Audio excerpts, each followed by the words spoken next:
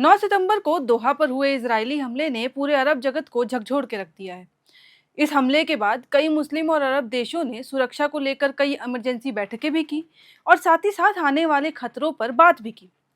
इसी कड़ी में सऊदी अरब के क्राउन प्रिंस मोहम्मद बिन सलमान ने दोहा में पाकिस्तान, ईरान, इराक और तुर्की जैसे ताकतवर देश, जिनके पास एक ताकतवर आर्मी भी है, उन देशों के नेताओं से मुलाकात की। लेकिन असली हड़कंप तो तब मचा जब 17 सितंबर को रियाद में सऊदी अरब और पाकिस्तान ने एक ऐतिहासिक रक्षा समझौते पर बात की। और अगर मैं सीधे कहूं तो बात ही नहीं बल्कि समझौते को स्वीकार किया गया और दोनों देशों के नेताओं ने हस्ताक्षर भी किए। अभी समझौता क्या है ये बताती हूँ। तो दरअसल इस समझौते के तहत अगर किसी एक देश पर हमला होता है तो उसे दोनों देशों पर हमला माना जाएगा। यानी अगर पाकिस्तान पर हमला होता है तो सऊदी अरब पर हमला माना जाएगा, और सऊदी अरब पर हमला मतलब समझ जाइए। अब समझौते को स्ट्रेटेजिक म्यूचुअल डिफेंस एग्रीमेंट नाम दिया गया। लेकिन अगर इसकी गहराई की बात करें तो इसके असल मायने इससे भी कई ज्यादा हैं। इस समझौते से पाकिस्तान को ज्यादा फायदा होगा, क्योंकि पाकिस्तान की हालत इस वक्त कैसी है ये सबको पता है और किसी से छिपी नहीं है। और हालत क्यों खराब है वो बताने की जरूरत नहीं है, क्योंकि अगर मैं बातें करूं पुरानी तो बहुत ज्यादा समय बीत जाएगा। तो इससे हम आगे बढ़ते हैं और 2025 की ही बात कर लेते हैं। तो 2025 में ही अब तक 550 से ज्यादा आतंकी घटनाएं हो चुकी हैं, जिनमें सुरक्षा बलों को भारी नुकसान उठाना पड़ा। खैबर पख्तूनख्वा और बलूचिस्तान में पाक सेना जमीनी और हवाई कार्रवाई कर रही है।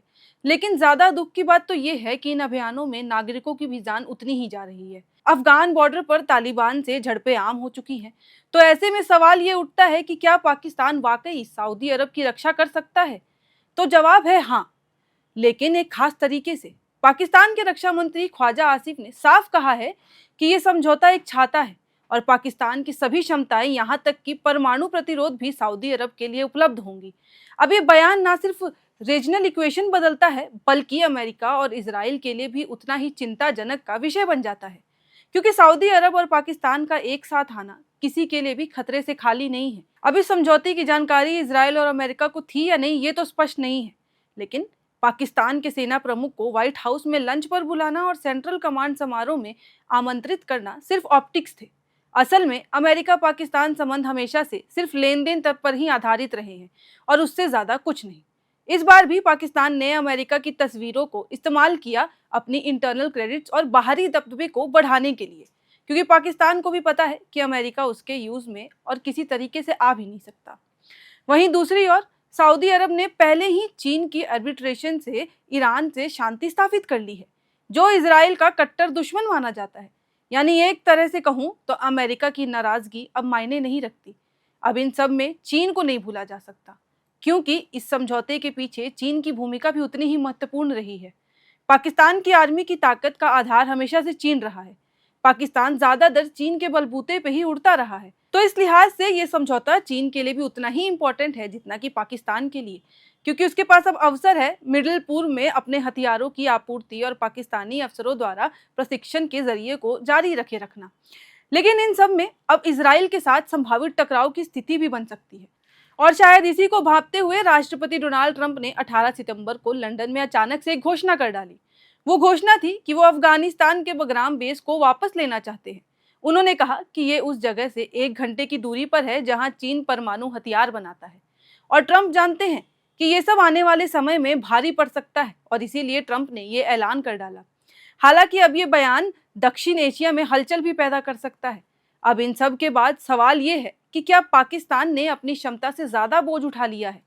एक तरफ उसे अपने देश में आतंकवाद से लड़ना है, तो वहीं दूसरी तरफ सऊदी अरब को परमाणु छाते की सुरक्षा भी देनी है।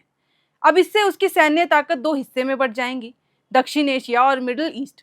और अगर इस समझौते में और अरब देश भी शामिल होते हैं तो पाकिस्तान की जिम्मेदारी और भी ज्यादा बढ़ जाती है। हाँ, इससे पाकिस्तान को आर्थिक मदद जरूर मिलेगी, सैन्य ताकत जरूर मिल जाएगी, लेकिन जोखिम भी उतना ही बढ़ जाएगा। अब भारत के लिए भी ये स्थिति बेहद संवेदनशील और महत्वपूर्ण मानी जाएगी। अमेरिका ने हाल ही में चाबहार पोर्ट की छूट वापस ले ली, भारत समेत कई देशों को ड्रग ट्रांजिट सूची में डाला और H1B वीजा शुल्क बढ़ा दिया।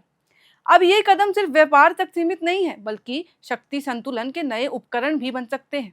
और अगर अमेरिका और चीन की सैन्य कम्पिटिटिव दक्षिण एशिया में तेज होती है तो इसका असर भारत पर कई स्तरों पर पड़ेगा। तो ऐसे में ये समझौता सिर्फ सऊदी अरब और पाकिस्तान का नहीं, बल्कि पूरे क्षेत्र का भविष्य तय कर सकता है। तो पाकिस्तान का अब सऊदी अरब के साथ ये समझौता कितना सफल रहेगा और कब तक टिक पाएगा, ये तो आने वाला समय ही बताएगा। और इससे बाकी देशों पर क्या असर पड़ेगा, ये भी समय के साथ ही पता चलेगा। तो इस समझौते को लेकर आप क्या सोचते हैं, वो ज़रूर बताइएगा। और तब तक के लिए देखते रहें एयर नाउ।